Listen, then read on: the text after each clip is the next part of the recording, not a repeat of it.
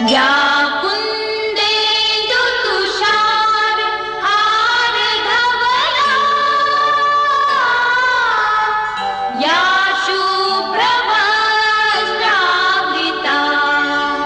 वंदे मातरम बच्चों, मैं दीनदयाल शर्मा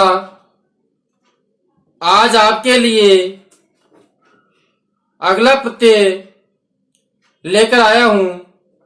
आज हम अध्ययन करेंगे तुमन प्रत्यय का। बच्चों, जिन्होंने हमारे चैनल को सब्सक्राइब नहीं किया है वह चैनल को पहले सब्सक्राइब कर ले, जिससे कि उन्हें पिछले व आने वाले वीडियो तुरंत प्राप्त हो सके।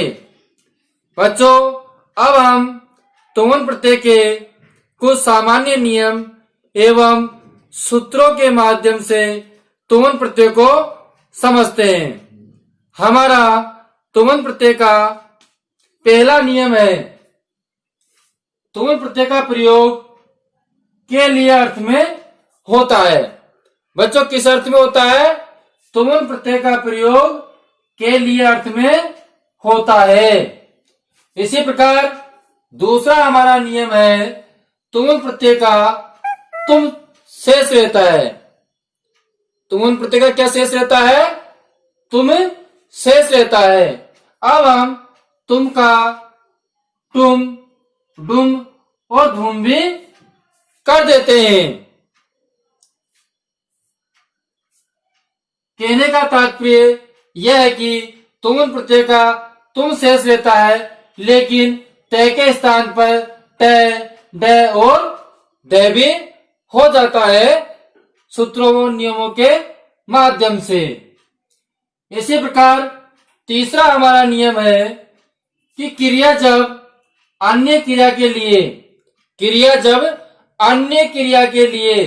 प्रयुक्त हो, क्रिया जब अन्य क्रिया के लिए मतलब दूसरी क्रिया के लिए प्रयुक्त हो, जब प्रयोजनार्थ क्रिया के अंतर्गत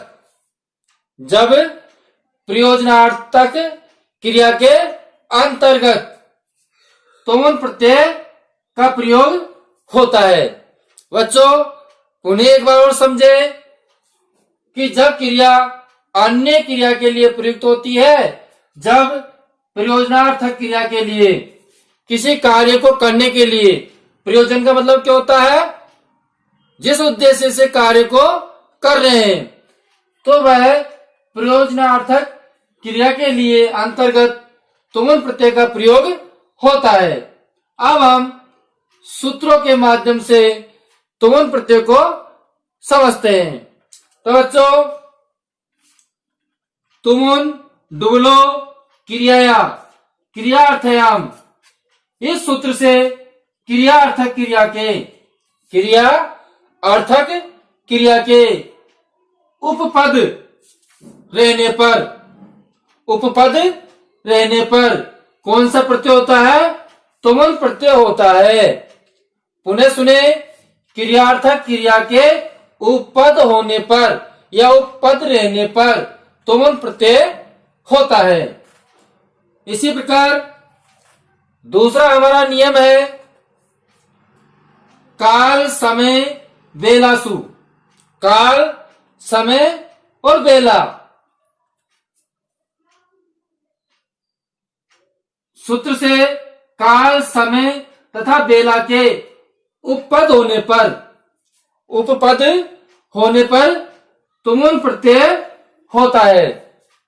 बच्चों, श्यामपट पर जो सामान्य नियम लिखे हुए हैं, जो सूत्रों के माध्यम से तुमुन प्रत्यय का प्रयोग होता है, इनका एक बार आप स्क्रीनशॉट ले ले और अपनी उत्तर पुस्तिका में इनको उतारे, जिससे कि आपको ये अच्छी तरह समझ में आ सके। जब तक मैं सामान्य नियम के नियम आपको एक बार और पुनः बताता हूं कि तुमन प्रत्यय का प्रयोग के लिए अर्थ में होता है। दूसरा है, तुमन प्रत्यय का तुम शेष रहता है, लेकिन तुम, डुम और धुम भी शेष रहता है। जब क्रिया अन्य क्रिया के लिए प्रयुक्त हो, जब प्रयोजनार्थक क्रिया के लिए अंतर्गत तुमन प्रत्यय का प्रयोग होता है तो इसके सूत्रों के माध्यम से तुमन प्रत्यय है। एक तो तुमन उमलो क्रिया क्रियार्थायाम और दूसरा काल समय बेलासु तुमन। इसमें क्रियार्थक क्रिया के उपपद रहने पर तुमन प्रत्यय होता है और इसमें काल समय तथा बेला के उपपद होने पर तुमन प्रत्यय होता है। अब हम उदाहरण के माध्यम से तुमन प्रत्यय को समझते हैं। पहला हमारा उदाहरण है धाव धातु। धाव धातु है और तुमुन प्रत्यय है, तो हमारा जो इससे निर्मित शब्द बनता है वो बनेगा धावी तुम। धा धातु में तुमुन प्रत्यय जोड़ेंगे तो हमारा शब्द बन जाता है धावी तुम। अब धाव का अर्थ क्या होता है? दौड़ना। किस अर्थ में होता है तुमुन प्रत्यय? के लिए अर्थ में। तो हमारा इसका अर्थ हो जाएगा दौड़ने के लिए। किस अर्थ में हो गया? दौड़ने के लिए। पुनः सुनिए, धाव धातु तुमुन प्रत्यय, क्योंकि तुमुन प्रत्यय का क्या शेष रहता है? तुम शेष रहता है, तो हमने धातु के अंतर्गत तुम लगा दिया और इसका अर्थ क्या हुआ? दौड़ने के लिए। इसी प्रकार चल प्लस तुमुन, तो हमारा शब्द बन गया चली तुम। क्या बन गया बच्चों? चली तुम हमारा शब्द बन गया। चल धातु उसमें तुमन प्रत्यय जोड़ दिया तो हमारा मूल शब्द बन गया चली तुम। अब तुमन प्रत्यय किसके योग में होता है? के लिए अर्थ में। किस अर्थ में? के लिए अर्थ में होता है। तो चल का अर्थ क्या होता है? चलना। चल धातु का अर्थ क्या है? चलना। तो हमारा अर्थ क्या होगा? चलने के लिए। क्या अर्थ होगा बच्चों? चलने के लिए। इसी प्रकार अगली हमारी धातु है हस प्लस तुमुन। हमारा शब्द बन जाएगा हस धातु में तुमुन प्रत्यय जोड़ते हैं तो हमारा शब्द बना हसी तुम।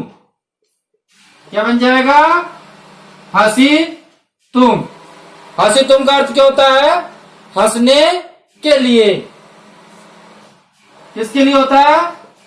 हंसने के लिए। इसी प्रकार अगला हमारा उदाहरण है क्रे प्लस तुमुन। इसमें ध्यान दे, इसमें रकार है तो हम जो र है वो क के ऊपर लग जाएगा और हमारा शब्द बन जाएगा क्रे तुम। क्या बन जाएगा? क्रे तुम। क्रे माने करना, तो किस अर्थ के लिए हो गया? करने के लिए। करने के लिए। हमारा अगला उदाहरण है नम प्लस तुमुन। तो हमारा जो मैं है इस मैं का पंचम वर्णपन कर देते हैं, क्योंकि मैं क्या है? अनुस्वार है और हमारे पीछे क्या है? त है। तुम प्रत्यय का त है, तो हम त वर्ग का पांचवा वर्ण कर देंगे। किसके स्थान पर? मैं के स्थान पर। तो देखिए न का न लिखा और पीछे हमारा त आएगा, इसलिए मैं का पांचवा वर्ण कर दिया हमने न, तो हमारा शब्द बन गया नंतुम। अब यहाँ नम जो शब्द है ये किसके लिए है? नमस्कार करने के लिए। किसके लिए? नमस्कार के लिए। तो इसका अर्थ होगा नमस्ते करने के लिए। इसी प्रकार अगला उदाहरण है गम प्लस तुमुन। कौन सा बच्चों? गम प्लस तुमुन। तो यहां भी अपना मकार क्या है? अनुस्वार है।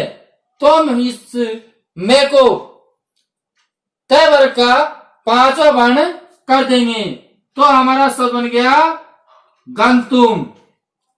क्या बन गया? गंतुम हमारा शब्द बन गया। गम का अर्थ क्या है? जाना। गम का क्या अर्थ है? जाना। क्यों? गम क्या है? धातु है और ये गम धातु का अर्थ है जाना। तो गंतुम का अर्थ हुआ जाने के लिए। किस अर्थ में हुआ? जाने के लिए। इसी प्रकार कुछ हमारे इस प्रकार के उदाहरण हैं जिनको आपको ध्यान से देखना है। जैसे कि अगला उदाहरण देखिए, लब प्लस तुमुन। अब यहां पर जो ब है इस ब का हम क्या कर देंगे? ब कर देंगे। क्या कर देंगे? ब कर देंगे। तो हमारे इस ब का ब हो गया। अब जो त है इसका हम क्या करेंगे? ते का ढ करेंगे। हमने आपको कत प्रत्यय में बताया था, कत्वा में भी बताया था, कत्वतु में भी बताया था कि लव धातु के साथ में ते का क्या हो जाता है? ध हो जाता है। तो ते का ध हो गया, लेकिन तुमुन प्रत्यय में उ है तो शब्द क्या हो गया? लब्धुम। लब्धुम। और लब का अर्थ क्या होता है? प्राप्त। लब्ध का क्या अर्थ हुआ? प्राप्त। तो इसका अर्थ हो जाएगा प्राप्त करने के लिए। किस अर्थ में? प्राप्त करने के अर्थ में। इसी प्रकार अगला उदाहरण है दृश्य प्लस तुमुन। अब यहां पर दृश्य धातु है तो सकार होता है, सूत्र के माध्यम से से का श हो जाएगा, मूर्धन्य स। वो जो त है इसका ट हो जाएगा उच्चारण के स्थान पर, क्योंकि शब्द का एक ही उच्चारण हो जाता है। तो हमारा शब्द बन गया द्रष्टुम। क्या बन जाएगा बच्चों? द्रष्टुम। अब दृष्ट का मतलब होता है देखना। क्या अर्थ होता है इसका? देखना। तो शब्द बन गया देखने के लिए।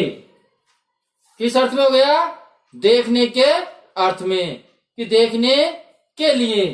इसी प्रकार अगला उदाहरण है स प्लस तुमुन। तो हमारा सह का क्या हो जाएगा? सो। और हमारा जो त है इसका ड हो जाएगा। तो हमारा शब्द बन गया सोडुम। क्या बन गया बच्चों? सोडुम हमारा शब्द बन गया। अब सह का अर्थ साथ भी होता है और सहना भी होता है। सहना तो किस क्या अर्थ में होगा? ये सहने के लिए। किस अर्थ में? सहने के लिए। अब बच्चों उदाहरण के माध्यम से हमने तुमुन प्रत्यय को समझा। अब आप जो साम पट पर लिखे हुए उदाहरण हैं उन उदाहरणों को आप अपनी उत्तर पुस्तिका में उतार सकते हैं। जब तक मैं आपको एक बार और पुनः बता देता हूं, आप तुरंत साम पट पर लिखा हुआ है उसका स्क्रीनशॉट ले लेवें। देखिए बच्चों, धा धातु तुमुन प्रत्यय धावितुम शब्द बना किस अर्थ में? दौड़ने के लिए। इसी प्रकार चल धातु तुमुन प्रत्यय क्या शब्द बना? चलितुम किस अर्थ में? चलने के लिए। हस धातु तुमुन प्रत्यय है क्या शब्द बना? हसितुम बना बच्चों? हंसने के लिए। क्र धातु तुमुन प्रत्यय शब्द बना क्रतुम किस अर्थ में? करने के लिए। इसी प्रकार नम धातु है तुमुन प्रत्यय किस अर्थ में बना? नंतुम नमस्ते करने के लिए। इसी प्रकार गम धातु तुमुन प्रत्यय किस अर्थ में? गंतुम जाने के लिए। अब बच्चों अगला उदाहरण है ल प्लस तुमुन, भे का भे हो जाता है और जो त है इसका हम ध कर देंगे, हमारा शब्द बन गया लब्धुम किस अर्थ में? प्राप्त करने के लिए। इसी प्रकार दृश प्लस तुमुन, इसका शब्द बना दृष्टुम किस अर्थ के लिए? देखने के लिए। इसी प्रकार सह प्लस तुमुन, हमारा शब्द बना सोडुम किस अर्थ में? सहने के लिए। बच्चों, आपको हमारे वीडियो पसंद आए होंगे, हम ऐसी आशा करते हैं। जिन्होंने हमारे वीडियो को सब्सक्राइब नहीं किया है वह चैनल को जरूर सब्सक्राइब करें, जिससे कि पिछले व आने वाले वीडियो उन्हें प्राप्त हो सके। हम अगले वीडियो में फिर मिलेंगे, जब तक के लिए हम आपसे विदा लेते हैं। धन्यवाद।